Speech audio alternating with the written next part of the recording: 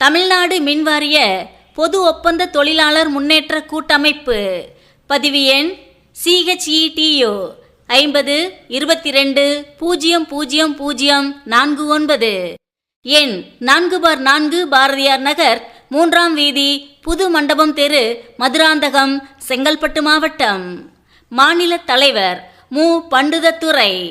மாநில பொதுச் செயலாளர் ஈரோடு எம். பழனிவேல். மாநில பொருளாளர் ஆ. இமானுவேல். நாள் 25/3/2025. அன்பார்ந்த ஒப்பந்த தொழிற்சங்க தொழிலாளர் தோழர்களுக்கு உங்களில் ஒருவன் ஈரோடு எம். பழனிவேலின் பணிவான கடித மடல் சமர்ப்பணம்.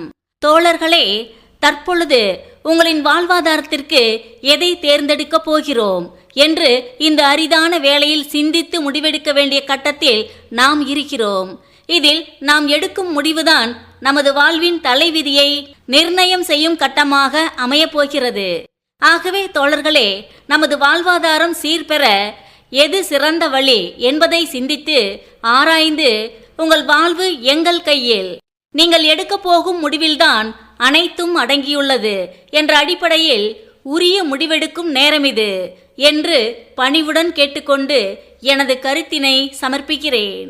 தற்போது நான் பொதுச் செயலாளராக பதவியேற்று செயலாற்றி வரும் தமிழ்நாடு மின்வாரிய பொது ஒப்பந்த தொழிலாளர் முன்னேற்ற கூட்டமைப்பானது தமிழ்நாடு தொழிலாளர் நல ஆணையத்தில் 1947ஆம் ஆண்டு தொழில் தகராறு சட்டம் பிரிவு எண் 6 படி நியாயமற்ற தொழில் பழக்கம், தமிழ்நாடு தொழிலாளர் நல ஆணையத்தில் முறையீடு செய்து பெறப்பட்ட தமிழ்நாடு மின்வாரியத்துடனான முத்தரப்பு பேச்சுவார்த்தையின் அடிப்படையில் ஒப்பந்த தொழிலாளர்களை தற்காலிக பணியாளராக்குவது என தமிழ்நாடு மின்வாரியத்திற்கு தீர்ப்பு வழங்கியுள்ளது.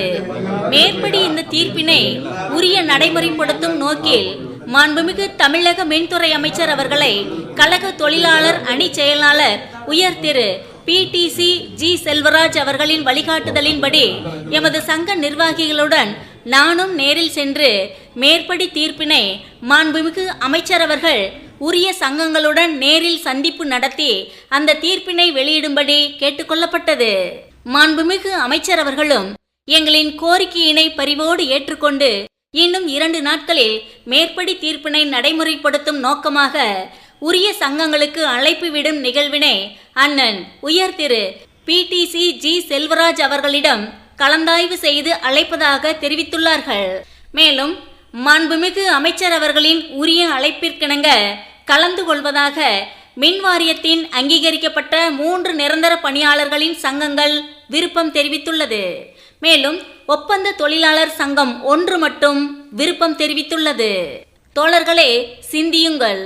தமிழ்நாடு தொழிலாளர் நல ஆணையத்தின் தீர்ப்பு பெறப்பட்டதும் அதனை நடைமுறைப்படுத்த மாண்புமிகு அமைச்சர் அவர்களை சந்தித்து உரிய சங்கங்களின் சந்திப்புக்கு நடவடிக்கை எடுப்பதும், மேலும் உரிய சங்கங்களின் சந்திப்புக்கான விருப்பங்களை அவர்கள் உரிய முறையில் அணுகி பெறுவதும் மிகுந்த சவாலான செயலாம்.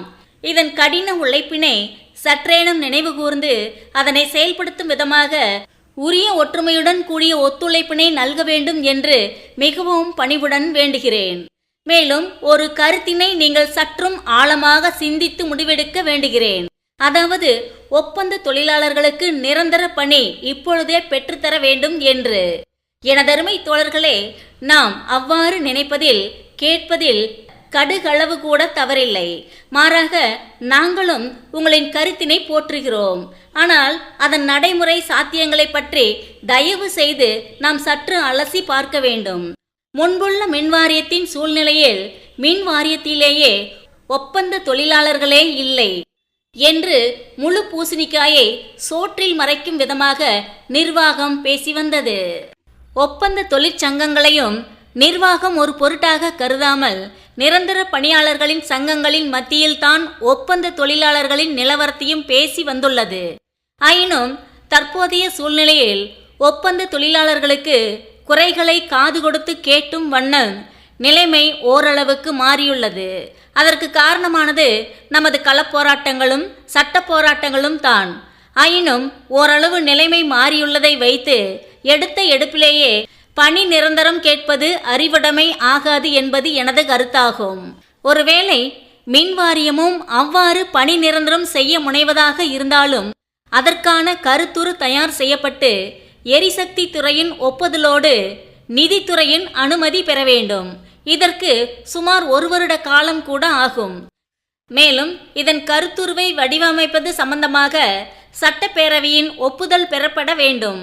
விரைவில் அடுத்த தேர்தலுக்கான செயல்பாட்டிற்கு முனைவிருக்கும் இந்த காலகட்டத்தில் மேற்படி ஒப்பந்த தொழிலாளர்களுக்கு நிரந்தர பணிக்கான செயல்முறையில் சாத்தியமாகாது என்றே தோன்றுகிறது.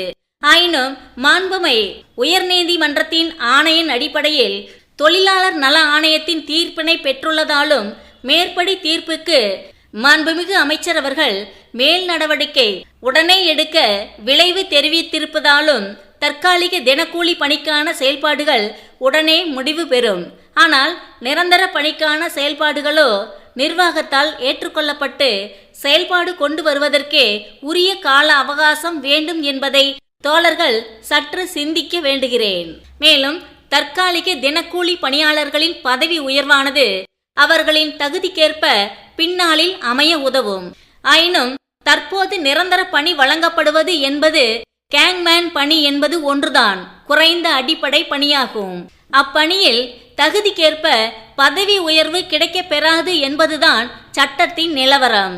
ஆகவே தோழர்களே, நிரந்தர பணி வேண்டும் என்று நம் முன்னே வரும் தற்காலிக தினக்கூலி பணியினை தவிர்ப்பது சரியா, அல்லது நிரந்தர பணி வேண்டும் என்று மின்வாரியம் தரவிருக்கும் கேங்மேன் பணியினை பெற்று உரிய பதவி உயர்வு கிடைக்காமல் திண்டாடுவது சரியா?